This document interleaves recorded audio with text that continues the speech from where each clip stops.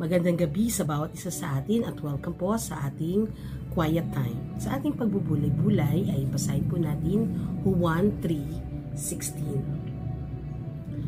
Sapagkat gayon na lamang ang pag-ibig ng Diyos sa sangkatauhan, kaya't ibinigay niya ang kanyang kaisa-isang anak upang ang sino mang sumampalataya sa kanya ay hindi mapahamak kundi magkaroon ng buhay na walang hanggan.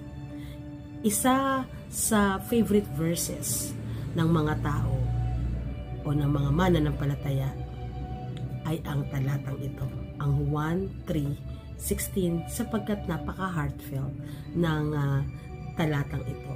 Ngunit bigyang diin natin ang mga mahalagang salita o paglalarawan sa talatang ito. Una, higit sa lahat ay ang pag-ibig ng Diyos, na gayon na lamang ang pag-ibig ng Diyos. Itong pag-ibig ng Diyos na hindi natin maikukumpara sa kahit ano paman, hindi natin maikukumpara maging sa pag-ibig ng tao, sapagkat ang pag-ibig ng ating Panginoon ay nagbigay ng napakalaking buhay, kaligtasan, pagbabago o transformation sa buhay ng tao when Jesus died on the cross and rose again. Yun ang pinakamatinding kahulugan ng pag-ibig, at yun ay ang pag-ibig ng Diyos para sa sangkatauhan na handang mamatay, handang magsakripisyo, handang magtiis. Dahil siya ang nagmahal, ang unang umibig sa sangkatauhan at walang pinipili. Yung pag-ibig na nagdulot ng eternal life, yung buhay na walang hanggan. Buhay na walang hanggan na hindi natin mabibili o makukuha sa kahit saan, kundi buhay na walang hanggan na tanging makakamit lamang natin sa pamamagitan ni Kristo. Ang kailangan natin sa buhay natin ay ang ating Panginoong Hesus, sapagkat siya lamang ang daan. Siya lamang ang katotohanan. Siya ang buhay na kailangan natin upang tayo ay makaranas ng buhay na walang hanggan. Subalit ang buhay na walang hanggan ito ay makakamit natin kung tayo ay mananalig sa ating Panginoong Hesukristo.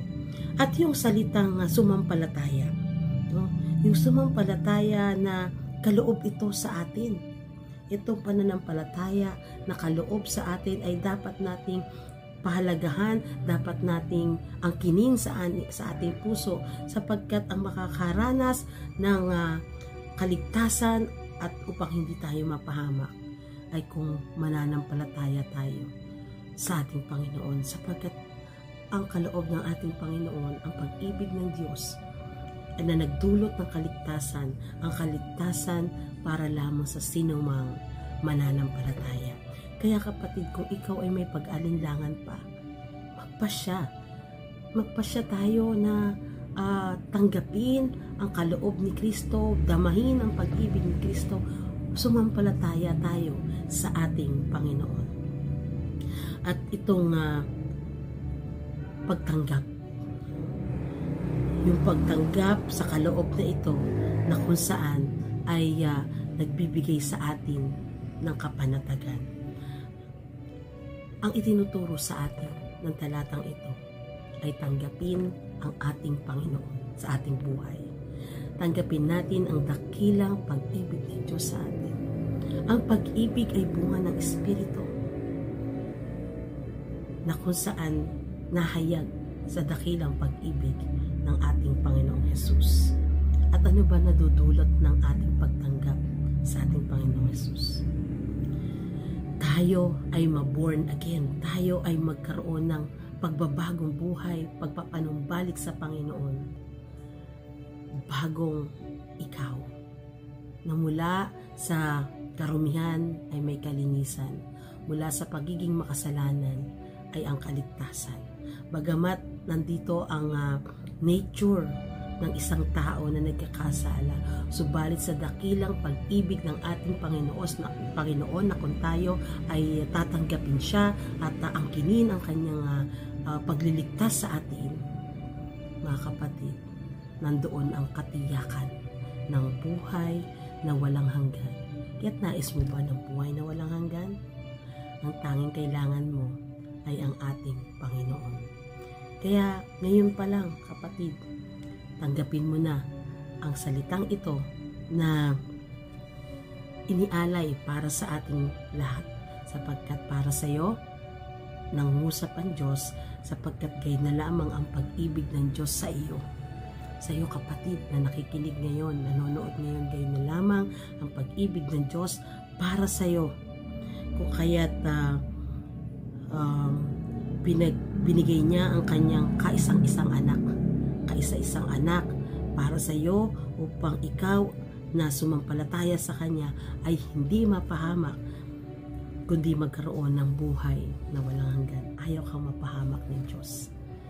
Kaya tanggapin natin si Kristo, ang daan tungo sa kaligtasan, ang magbibigay ng bagong buhay para sa atin, para sa iyo, para sa akin. Tayo manalangin. O Diyos na dakila sa lahat, purihin ka sa napakagandang talatang ito na nagpahayag sa amin na bagaman ito ay familiar sa amin, ay nagbibigay palagi sa amin ng bagong mensahe. Salamat sa dakilang pag-ibig mo na nagbibigay sa amin ng pag-asa ng buhay, at gayon din, O Diyos, ay dalangin ko po na sa oras na ito, Panginoon, ay magkaroon ng desire ang iyong mga anak na magpasyang tanggapin ka sa kanilang buhay, at kung sila man po ay mananampalataya na, ay patuloy nilang tanggapin sa kanilang buhay ang iyong pag-ibig na magbibigay inspirasyon upang ito ay magbigay din ng pag-ibig sa kapwa. Gamitin mo kami, O Diyos, na instrumento ng inyong pag-ibig, at magbunga ang aming pananampalataya ng punong-punong pag-ibig na nagiging inspirasyon at encouragement sa aming kapwa. Gamitin mo kami, O Diyos, upang mahayag ang mabuting balita ng kaligtasan. Kaya pagpalain niyo po ang mga anak mo, ang sino man na nais na makilala ka sa kanilang buhay, at maghari ka sa buhay ng bawat isa sa amin. Ito po ang aming panalangin, O Diyos, sa tanging pangalan lamang ni Jesus. Amen at amen. Purihin ang Diyos sa ating pagbubulay-bulay. Tandaan mo, kapatid, mahal ka ng Diyos. God bless everyone.